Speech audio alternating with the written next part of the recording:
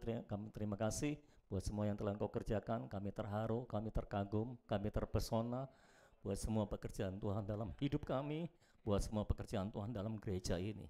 Kami percaya Engkau sudah memimpin kami di jalan yang benar.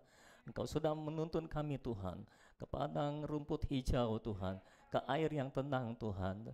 Engkau sedang menyegarkan jiwa kami Tuhan. Engkau terus menuntun kami Tuhan ke level yang baru dalam kerohanian kami Tuhan, baik secara individu maupun secara korporat. Terima kasih Tuhan, terpujilah nama-Mu untuk selama-lamanya. Sekarang kami mau dengar firman Tuhan, sampaikan firman-Mu sebab kami siap mendengarkannya. Demi nama Yesus Kristus yang ajaib dan mulia itu, kami berdoa dan mengucapkan syukur. Haleluya. Amin. Amin. Matius pasal 28 ayat 16 sampai 20. Hari ini saya mau bicara tentang memuridkan semua bangsa. Matius pasal 28 ayat 16 sampai ayat yang ke-20. Kita baca bersama-sama. 28, 16 sampai 20. Semua sudah di situ? Baik, kalau semua belum ada di situ, mari kita baca bersama-sama. Ayat 16 mulai sampai ayat 20. Dan ke-11 murid itu berangkat ke Galilea, ke bukit yang telah ditunjukkan Yesus kepada mereka. Ketika melihat Dia, mereka menyembahnya, tetapi beberapa orang ragu-ragu. Yesus mendekati mereka dan berkata, "Kepadaku telah diberikan segala kuasa di sorga dan di bumi. Karena itu pergilah, jadikanlah semua bangsa muridku, dan baptislah mereka dalam nama Bapa dan Anak dan Roh Kudus. Dan ajarlah mereka melakukan segala sesuatu yang telah kuperintahkan kepadamu. Dan ketahuilah, aku menyertai kamu senantiasa sampai kepada akhir zaman." Haleluya. Melalui pemberitaan firman ini saya juga mau menceritakan sedikit mengenai latar belakang mengapa kita melakukan KTB ini. Saudara-saudara, pada waktu itu Yesus menyuruh, setelah kebangkitannya, Yesus menyuruh murid-muridnya untuk berangkat ke Galilea, ke sebuah bukit yang telah ditunjukkan. Lalu mereka menaati perintah Yesus, mereka sampai di situ dan mereka di situ ketemuan dengan Yesus. Ayat 17 mencatat, saudara-saudara, ketika mereka melihat Yesus di situ, mereka menyembahnya. Tetapi ada catatan kaki sedikit di situ, tetapi beberapa orang ragu-ragu.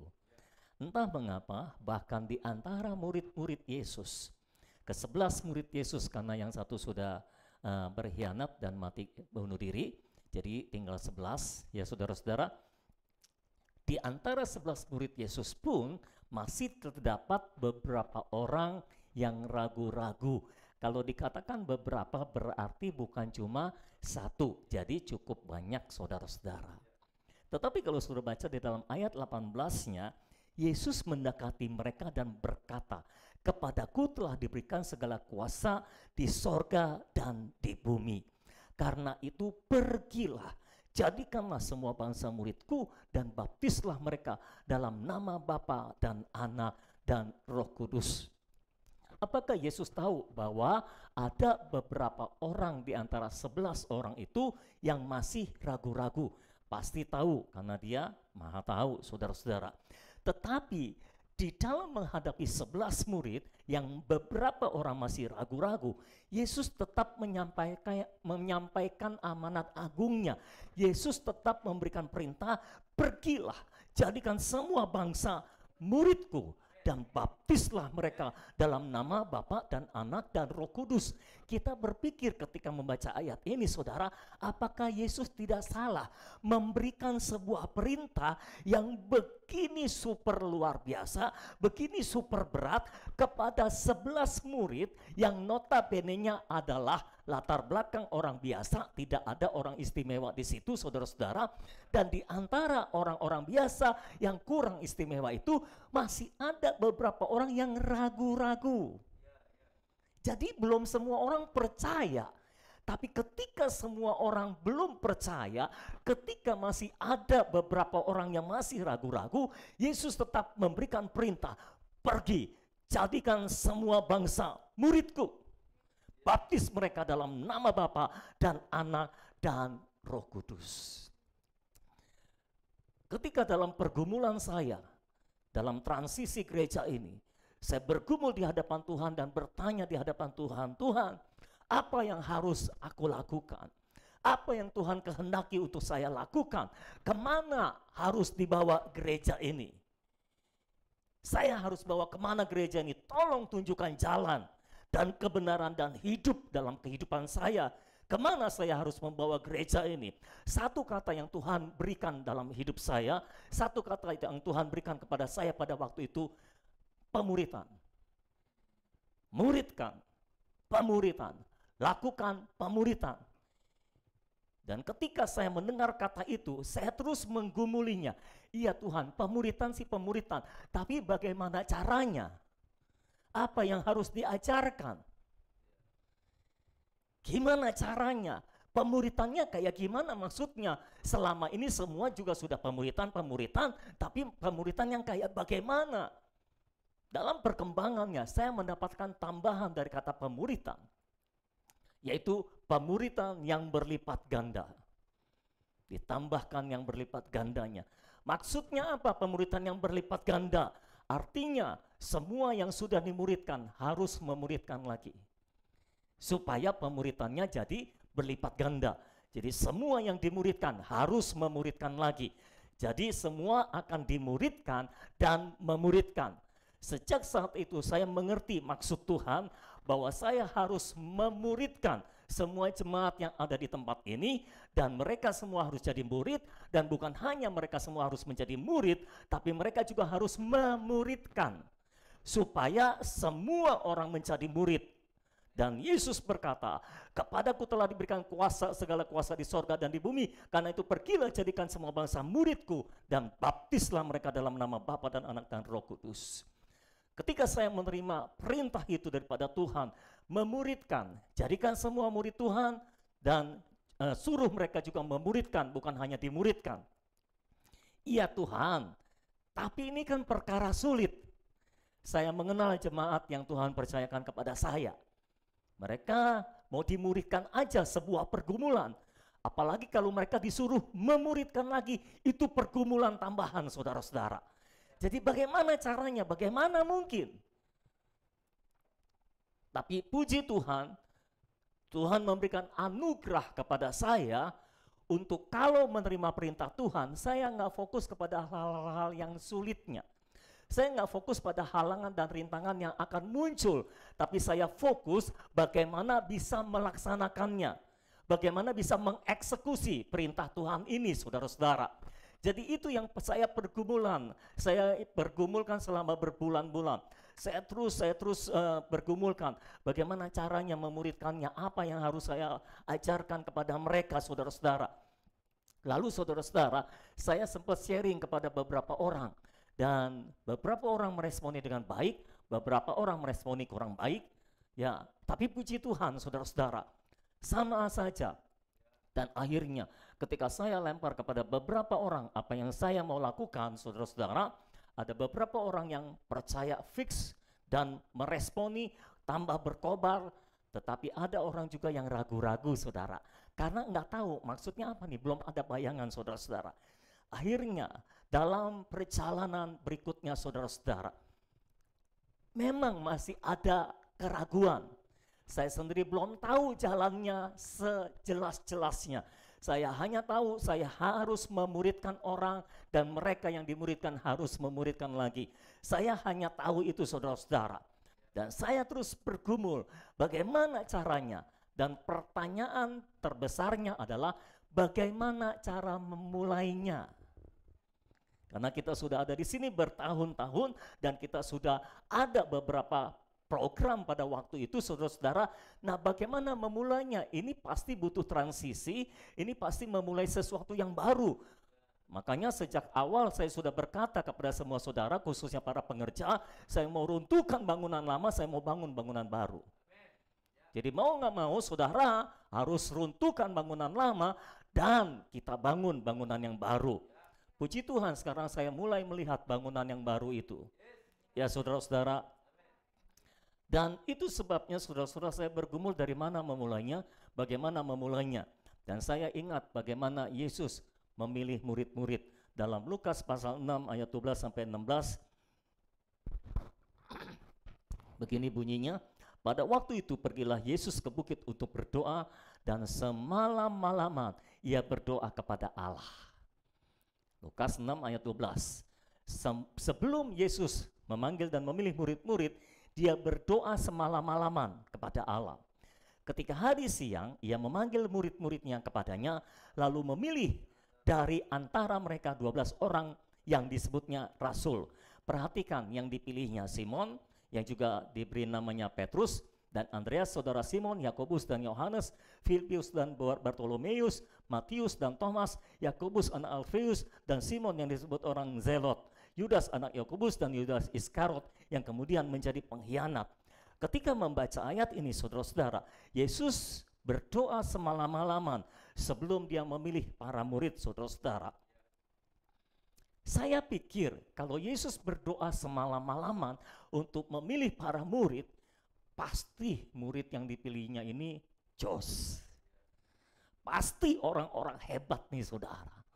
Tapi kenyataan membuktikan itu murid yang dipanggil dan dipilihnya itu semua adalah orang-orang biasa yang kita tahu pengalaman perjalanan hidup mereka mengikuti Yesus, terus naik turun, jatuh bangun, percaya, tidak percaya, percaya, tidak percaya, seringkali ragu-ragu, seringkali tidak percaya, sampai harus diomelin berkali-kali oleh Yesus karena ketidakpercayaan mereka.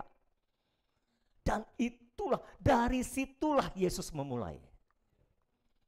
Itu sebabnya saya hanya mencontoh Yesus. Saya berdoa, Tuhan berikan saya murid. Saya mulai berdoa, Tuhan berikan saya murid. Berikan saya murid. Karena menurut saya yang berhak memanggil dan memilih para murid Yesus adalah Yesus sendiri. Jadi saya hanya berdoa, Tuhan tolong berikan saya murid.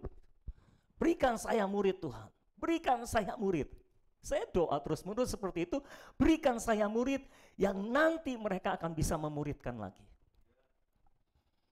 Dan singkat cerita, akhirnya saya dapat ide, saya buka pendaftaran saja untuk pemuridan.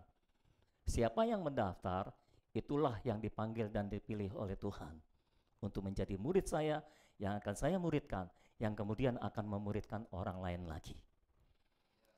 Jadi singkat cerita, setelah saya yakin, saya bergerak, saya buka pendaftaran, dan puji Tuhan, dari ribuan jemaat di luar sana terdaftar 10 orang di dalam sini. Kalau dalam sini sih nggak ada ribuan jemaat.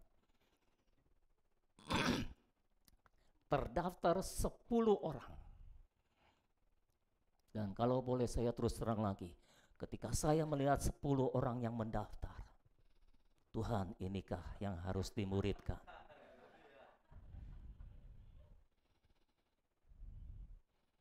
Eko dan Aci. Andre dan Michael, lumayanlah ini pendeta. Biasa memimpin, biasa khotbah. Tapi Eko dan Aci, saya belum ngomong. Lalu mendaftar yang lain, Aan dan Quinio.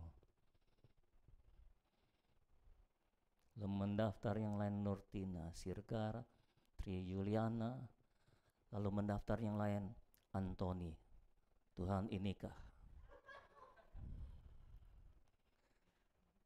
Lukas Tung Hoklai. 2 yang saya sebut terakhir adalah yang mendaftar paling terakhir.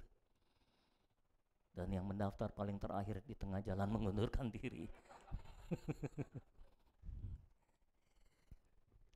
Ketika saya melihat para murid yang mendaftar, saudara, terus terang, secara manusia, ini bukan dari, kenapa saya berani ngomong ini, mereka juga ngomong kayak gitu kok. Jadi saya cuma mengutip pernyataan mereka, saudara. Hah? Kami? Gitu, saudara. Hah? Mereka? Tapi puji Tuhan, kembali Tuhan berikan anugerah kepada saya udah untuk menutup mata, untuk semuanya itu jalan. Sebanyak yang mendaftar, saya jalan, saya lakukan pemuridan. Dan karena saya tidak tahu apa yang harus saya ajarkan, saya buat itu sebagai laboratorium eksperimen saya. Jadi selama berbulan-bulan, mereka jadi bahan percobaan saya. Saya coba ini, saya coba itu, saya coba ini, coba ini. Kalau kelihatannya enggak pas, saya ganti Saya ganti strategi, saya ganti haluan, saya ganti bahan dan sebagainya saudara. Sampai pada akhirnya setelah diskusi panjang dengan mereka, kayaknya sistem pemuritan yang berlipat ganda yang kita mau lakukan kurang pas buat jemaat. Karena nggak mendapat respon dari jemaat. Oke, akhirnya saya dapat ide, kita bikin kelompok tumbuh bersama. Kita kembali ke zaman jadul, kita bikin KTB. Kelompok tumbuh bersama, itu kayaknya lebih lebih mendarat di hati jemaat karena kita tumbuh bersama-sama. Kelompok tumbuh bersama, saudara-saudara. Lalu sebetulnya saya mau menyerahkan kepada masing-masing pemimpin KTB untuk mencari bahan masing-masing, tapi mereka kembali menyerahkannya kepada saya. Jadi akhirnya saya harus mencari bahan, dan puji Tuhan saya mendapatkan bahannya. Ternyata semua bahannya itu sudah ada di perpustakaan buku saya yang bertahun-tahun ada di situ, tapi tak terlihat oleh saya, saudara-saudara. Saya ingat bertahun-tahun yang lalu ketika saya berdoa, Tuhan tolong tumbuhkan gereja ini, berikan resources untuk menumbuhkan gereja ini. Tuhan selalu menjawab saya, semua resources untuk menumbuhkan gereja sudah ada di situ.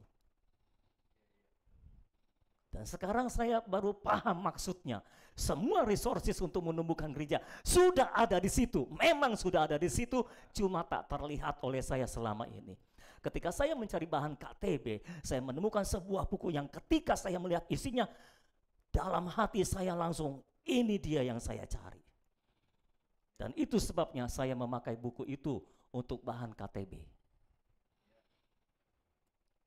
Makanya kalau istilah saudara, kita belajar tentang hayat-hayat ilahi itu. Dan ternyata itu kunci yang luar biasa. Dan bahan KTB ini juga saya uji coba kepada mereka. Murid-murid saya itu loh. Yang murid yang mendaftar yang pertama itu saudara. Saya coba kepada mereka duluan. Saya kasih makan mereka dulu, kalau beracun kan ada yang mati. Jadi saya bisa batalkan. Nah ternyata mereka sehat saudara. Ketika saya ajarkan itu mereka merespon dengan baik, dan ketika saya ajarkan untuk praktekkan, mereka mempraktekkan dengan baik dan mereka menikmati hasilnya. Dan saya melihat kehidupan mereka berubah, satu demi satu kehidupan mereka berubah. Tanpa mereka berusaha, mereka berubah. Itu sebabnya saya bertambah yakin dalam diri saya, this is the way. Itu sebabnya akhirnya kita memulai KTB, 6 kelompok KTB, karena beberapa suami istri nggak mau dipisah. Apa yang telah dipersatukan oleh Allah tidak boleh dipisahkan oleh manusia. Begitu kira-kira alasannya saudara-saudara. Di samping ketakutan. Dan ketika kita buka pendaftaran untuk KTB saudara-saudara, mendaftarlah banyak orang, lalu kita bagi kelompok-kelompok. Berapa pemimpin ketika melihat ini kelompoknya, ini anggotanya yang harus dipimpinnya, terus terang mereka juga merasa jiper, merasa gemetar. Nah, ini yang aku pimpin. Apalagi Aan tuh saudara. Aku harus memimpin Merni. Wah, ini kaliber ini saudara. Dari dulu dia pemimpin, aku yang dipimpin. Kenapa sekarang aku yang mimpin gitu. Tetapi Yesus tetap jalan. Meskipun ada banyak yang ragu-ragu, Yesus tetap berjalan. Yesus tetap berkata, jadikan semua bangsa muridku. Dan puji Tuhan, 8 orang kelinci percobaan ini saudara-saudara bersedia memuridkan, bersedia memimpin KTB. Akhirnya Tuhan memberikan ide lagi, ya sudahlah karena kamu masih keberatan, saya permudah lagi. Udah kamu nggak usah ngajar, saya yang ngajar, kamu cuma mimpin diskusi. Kamu bukan pemimpin, fasilitator, kan lebih mudah saudara. Aku bukan pemimpin, aku fasilitator. Lebih melegakan saudara. Jadi saya buat video-video pelajaran. Ketika saya mengajar mereka dengan bahan-bahan KTB, saya rekam. Nanti putar rekamannya, kamu tinggal nonton bareng, semua orang suka nobar. Kamu tinggal nonton bareng, setelah itu pimpin diskusinya. Kalau ada pertanyaan yang nggak bisa dia jawab, di pending, nanti berikan kepada saya. Dan akhirnya saya bilang, sebulan sekali kita gathering. Kita gathering, kalau ada pertanyaan yang tak terjawab, di situ saya akan jawab. Wah, mereka lega. Nggak ada beban, saudara. Iya kan? Makanya dari awal saya bilang, saya akan memperkenalkan kamu bukan sebagai pengajar, bukan sebagai pemimpin, tapi sebagai fasilitator. Semua orang bisa jadi fasilitator, betul? Semua orang tidak bisa menjadi guru, saya tahu itu. Semua orang tidak bisa menjadi pemimpin, saya tahu itu. Tapi untuk menjadi fasilitator, semua orang bisa. Betul? Kok nggak jawab semua? Jangan-jangan takut ditunjuk. Ada beberapa pergumulan yang kami lewati bersama-sama, tapi puji Tuhan, Tuhan memberikan mereka kepada saya di awal untuk bergumul, berjuang bersama dengan saya, memikirkan bagaimana ini bisa berjalan. Dan terutama saya bersyukur karena Tuhan memberikan mereka kepada saya untuk saya menjadikan mereka percobaan, saudara. Seperti ketika saya mau mengajarkan tentang mendoa bacakan firman, sebelum saya lempar kepada semua anggota KTB, saya uji coba di mereka dulu. Tentu saya uji coba di saya dulu. Saya uji coba beberapa bulan, saya praktekkan dan membawa dampak positif buat saya. Saya lempar kepada pemimpin KTB, saya uji coba sama mereka, saya suruh mereka praktekkan dan hasilnya luar biasa juga. Mereka mengalami sesuatu yang luar biasa. Mereka bilang hidup jadi lebih enteng, hidup jadi lebih hidup, ya saudara. Dan mereka rasa, wah luar biasa, ini cara baru yang luar biasa. Kalau istilah founding, ini teknologi baru yang luar biasa, simple, sederhana tapi mendalam, gitu saudara. Dan ketika mereka praktekkan ada hasilnya, makanya saya lempar ke semua anggota KTB setelah ada hasilnya. Jadi percayalah semua anggota KTB, semua yang dilempar kepada saudara itu sudah melalui uji klinis. Tahap 1, tahap 2, saudara-saudara. Jadi ketika dilempar kepada saudara itu sudah terbukti khasiatnya dan sudah terbukti aman. Jadi saudara nggak bakal diracunin lah, saudara. Ya jadi dan ketika tiba-tiba Tuhan berikan ide lagi untuk mempraktekkan mendoa bacakan firman dengan suami istri, saya uji coba di kelompok ini juga, saudara-saudara. Karena mereka ada yang bersuami istri kan, walaupun masih ada yang single juga. Jadi saya bilang yang suami istri coba praktekkan. Ketika praktekkan, minggu depan mereka sudah bisa cerita luar biasa. Ketika mereka praktekkan mendoa bacakan firman sama suami istri, oh hasilnya luar biasa. Mereka cerita, tadinya kalau kami diskusi firman Tuhan ujung-ujungnya ribut. Lah, bayangkan diskusi firman ujungnya ribut. Ternyata bukan cuma satu yang mengalami, yang lain juga begitu, saudara-saudara. Diskusi firman ujungnya ribut, kan ini aneh, saudara. Harusnya kan diskusi firman ujungnya harmonis. Ini diskusi firman ujungnya ribut. Oh haleluya, puji Tuhan, luar biasa. Tapi setelah kami praktekkan ini bersama-sama, kami membahas firman, nyambung, haleluya. Jadi nyambung, saudara-saudara, katanya ketika membahas firman. Ketika diskusi firman nyambung. Kami saling membangun, saling membakar sekarang. Wah puji Tuhan. Makanya saya lempar di semua anggota KTB. Bagi saudara yang belum pernah mempraktekannya, saudara ketinggalan.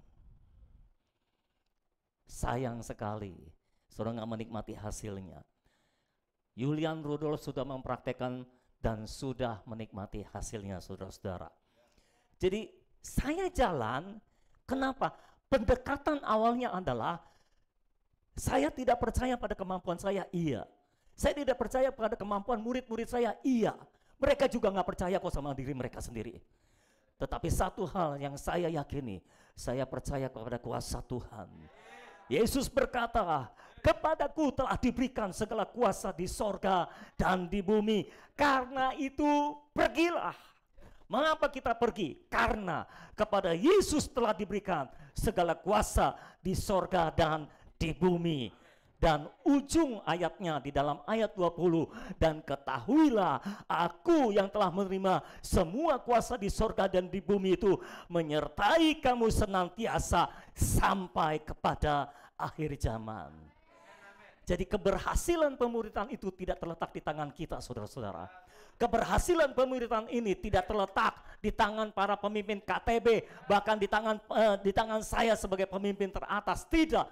Tetapi keberhasilan pemuritan ini adalah terletak di tangan Yesus. Itu sebabnya walaupun masih ada yang ragu-ragu, Yesus tetap memberikan amanat agungnya. Itu sebabnya walaupun di antara kita masih ada yang ragu-ragu, saya tetap jalan. Mengapa? Karena kita percaya keberhasilan pemuritan ini tidak terletak di tangan kita. Keberhasilan pemuritan ini tidak terletak di tangan para pemimpin. Keberhasilan pemuritan ini terletak di tangan Yesus yang memberikan perintah. Dan yang memberikan perintah adalah Yesus yang telah menerima segala kuasa di sorga dan di bumi. Dan Dia yang memberikan perintah, yang telah menerima segala kuasa di sorga dan di bumi itu menyertai kita sampai kepada akhir zaman.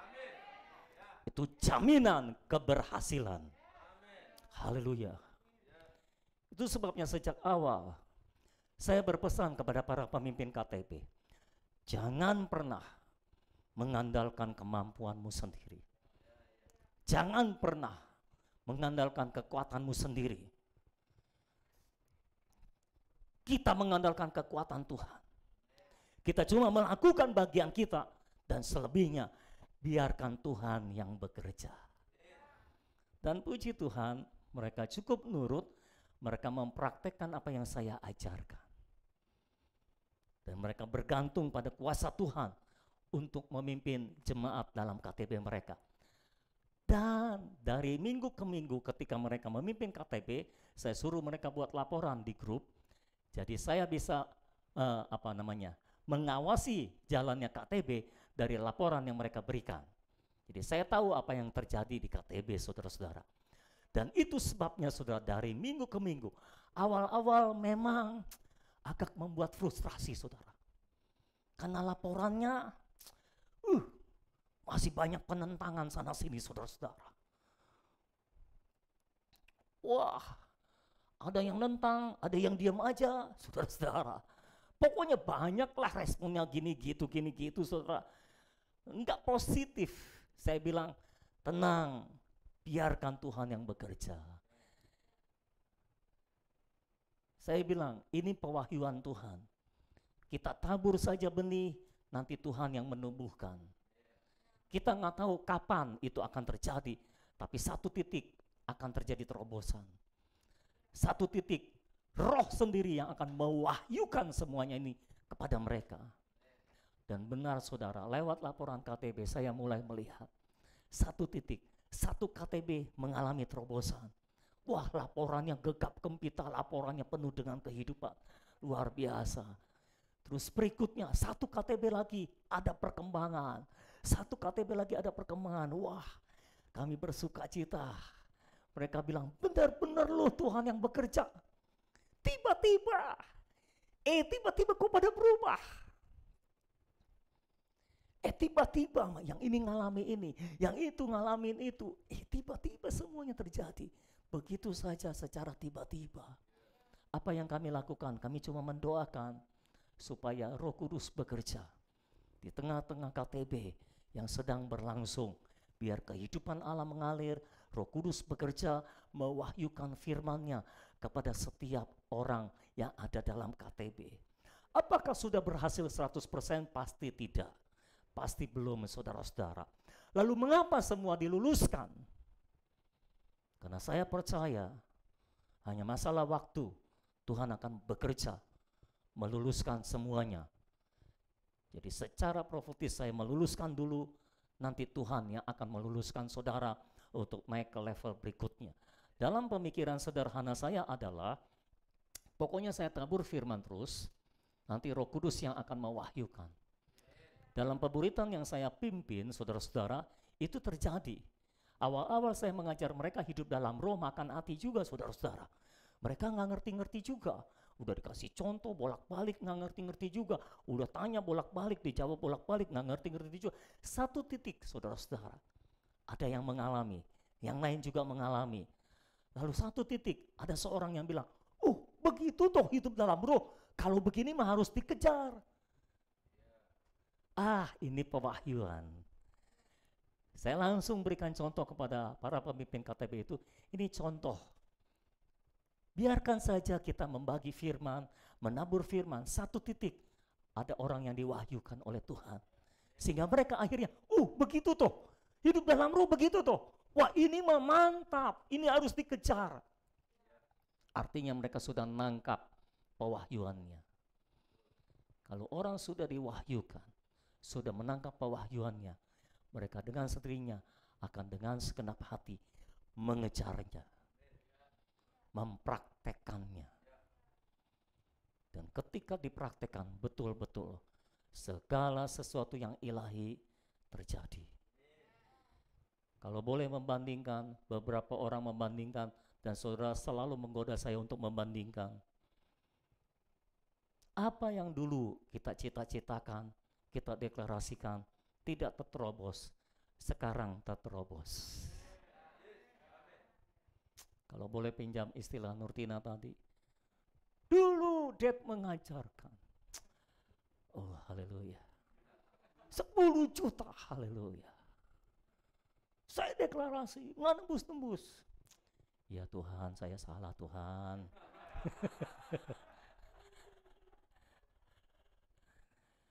Tapi sekarang nggak deklarasi, udah lupa malah berdoa untuk itu. Malah nembus. Terkadang saudara, kalau kita mengejar dunia, kita malah kehilangan segalanya. Siapa yang mempertahankan nyawanya akan kehilangan nyawanya. Tapi siapa yang memberikan nyawanya untuk Yesus akan mendapatkannya. Ketika kita mengejar berkat, malah nggak dapat berkat. Makanya lepaskan berkat, nanti berkat datang sendiri saudara. Ketika saudara mengalami berkat datang dalam hidupnya, yang saya suka adalah mereka ngomongnya selalu begini, padahal saya sudah nggak ngejar-ngejar berkat, saya udah lupa berdoa untuk berkat. Berkatnya datang saudara-saudara. Begitulah seharusnya orang Kristen. Nggak fokus pada berkat, nggak mengejar berkat, berkatnya datang sendiri. Karena sebetulnya berkat yang butuh kita, bukan kita yang butuh berkat, saudara. Oke, saya ulangi. Berkat yang butuh kita, bukan kita yang butuh berkat, saudara. Ya, saudara ya. Jadi kita nggak perlu ngejar-ngejar berkat, kita nggak perlu ngotot untuk dapat berkat, berkatnya datang sendiri. Ya, begitulah kehidupan yang normal sebagai orang Kristen seharusnya saudara ya. Ya. Jadi saya mau menekankan sekali lagi, kuncinya bukan ada pada kita, kuncinya ada pada Yesus. Makanya kenapa KTB saya luluskan semua naik ke level berikutnya, padahal mungkin secara real ada yang belum lulus dari KTB level 1, nggak apa-apa, jalan terus. Satu titik. Mungkin di pertengahan level 2, mungkin di awal level 2, Roh Kudus bekerja dan tiba-tiba sudah berkata, oh begini toh maksudnya, kalau gini mah aku harus mengejarnya. Siapa yang mengerjakan? Roh Kudus, bukan kita saudara-saudara. Tetapi yang saya mau sampaikan kepada saudara adalah, saya sudah bertekad dalam diri saya, semua amanat agung akan kita praktekkan dalam gereja kita. Gereja kita akan menjadi gereja yang memenuhi, yang melaksanakan amanat agung. Kita akan memberitakan Injil, kita akan membaptis orang, saudara-saudara, ke dalam nama Bapa dan Anak dan Roh Kudus. Puji Tuhan, kita sudah membaptis 2 orang pada waktu kemarin, dan kita akan memuridkan semua yang sudah dilahirkan kembali. Dan semua yang sudah dimuridkan akan memuridkan juga. Jadi pada akhirnya semua orang akan dimuridkan. Karena semua dimuridkan dan memuridkan, maka ada harapan semua bangsa akan bisa dimuridkan. Kalau cuma satu yang memuridkan, nggak mungkin semua bangsa bisa dimuridkan. Itu sebabnya Yesus berkata, ajarkan mereka yang sudah dimuridkan itu untuk melakukan semua yang telah aku perintahkan kepadamu. Artinya, apa yang engkau telah lakukan, ajarkan mereka untuk melakukannya juga. Engkau memberitakan Injil, ajar mereka untuk memberitakan Injil. Engkau membaptis dengan air, ajar mereka membaptis dengan air. Engkau memuridkan mereka, ajar mereka untuk memuridkan. Jadi semua anggota KTB, saudara yang sudah menerima pewahyuannya, saudara memahami pewahyuannya, saya dorong saudara untuk memulai mencari murid. Berdoa kepada Tuhan, Tuhan berikan saya murid. Nanti Tuhan akan pertemukan saudara dengan para murid yang harus saudara muridkan. Entah dengan cara kita membuka pendaftaran, entah waktu ngobrol-ngobrol, saudara tergerak untuk menawarkan pemuridan kepada mereka. ada KTB, bahannya bagus, mau nggak ikut KTB? Ketika saudara tawarkan mereka mau, saudara bisa memimpin mereka dalam KTB saudara. Jadi KTB ini tidak akan berhenti pada saudara, KTB ini akan terus turun ke level berikutnya. Semua saudara yang sudah dimuridkan sekarang, yang sudah menikmati pewahyuan Tuhan ini, level 1 ini, ketika saudara naik di level 2, saudara sudah bisa menjadi pemimpin KTB level 1. Amin saudara-saudara. Jadi saya dorong semua saudara, ayo mulai sekarang, saudara yang sudah tamat level 1, mulai sekarang ayo mulai berdoa, Tuhan berikan saya murid Tuhan. Saya mau memuridkan supaya semua orang Kristen bisa dimuridkan. Mungkin tidak menutup kemungkinan ada salah seorang yang kita muridkan adalah anggota dari gereja lain. Kalau seandainya itu orang mau membawa api kegerakan kepada gereja lain, it's okay. Yang penting gembalanya mengizinkannya saudara. Tapi kalau dia nggak terlalu aktif di gereja lain, nggak masalah. Karena mereka memang bukan anggota yang aktif di sebuah gereja. Tapi kalau orang itu sudah aktif pelayanan, saudara harus minta izin dari gembalanya. Suruh dia minta izin sama gembalanya, baru dia bisa ikut KTB. Tapi kalau dia bukan anggota yang aktif, nggak apa-apa, nggak usah izin gembalanya. Ya, kalau bukan yang aktif. Karena masih Senin Kemis juga saudara-saudara. Jadi kita akan terus perbesar gelombang kegerakan ini saudara-saudara. Kita memakai kendaraan yang namanya KTB, tapi isinya sebetulnya adalah pemberitaan Injil, pembaptisan, dan pemuritan saudara-saudara. Ya, di level kedua kita akan lebih kepada sasaran ekonomi Allah pelajarannya. Di level pertama kita belajar tentang hayat ilahi, fokusnya. Di level kedua kita akan belajar tentang ekonomi Allah, supaya kita semua mencapai sasaran ekonomi Allah. Apa itu ekonomi Allah? Nanti kita akan bahas. Yang pasti ini nggak bicara soal keuangan, bukan itu maksudnya, rencana kekal Allah, maksudnya seperti itu. Nah saya percaya Tuhan akan menolong kita. Tuhan akan bekerja di antara kita. Kita sudah melihat icip-icipnya, kita sudah menikmati icip-icipnya. Saya percaya Tuhan akan bekerja lebih lagi. Dan kalau kita terus taat dan terus bekerja bersama-sama dengan Tuhan, Tuhan akan terus mencurahkan kuasa-Nya di tengah-tengah kita.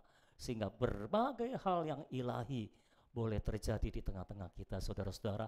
Bukan untuk kita, tapi untuk pekerjaan Tuhan. Amin saudara. Kalau saudara menerima berkat besar dari Tuhan, itu bukan juga untukmu, tapi untuk pekerjaan Tuhan. Pastikan itu bukan cuma wacana. Pastikan itu bukan cuma slogan, tapi benar-benar kita praktekkan. Saudara dari awal sudah bilang, aku sudah nggak cari berkat, aku sudah nggak kejar berkat, tapi berkat datang. Berarti ketika berkat datang, berkat engkau sisihkan untuk membangun rumah Tuhan.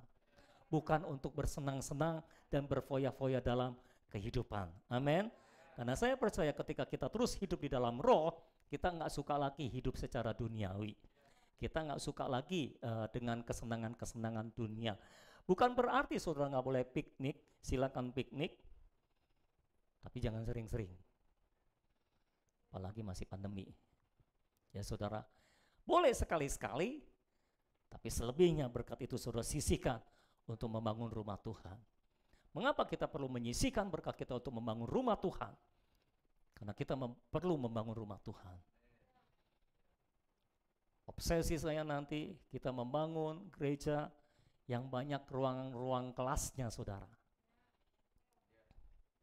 Supaya kita punya kelas untuk sekolah minggu juga, kita punya kelas-kelas pengajaran juga. Nanti Sahih, kita akan bikin kelas-kelas sekolah Alkitab seperti itu saudara. Dan rasanya saya sudah ketemu bahannya yang lebih mantap nantinya. Jadi Sahih gelombang pertama adalah percobaan buat saya. Gelombang pertama selalu eksperimen. Tapi puji Tuhan, karena Tuhan terlibat dari akal dan saudara terlibat dari awal dalam kegerakan Tuhan. Artinya saudara dipanggil dan pilih oleh Tuhan. Nah saya harap saudara memahami, kalau saudara terlibat dalam pemuritan ini, kalau saudara terlibat menjadi pemimpin KTB, Kalau saudara terlibat menjadi anggota KTB, ini bukan terjadi secara kebetulan. Ini adalah panggilan dan pilihan Tuhan.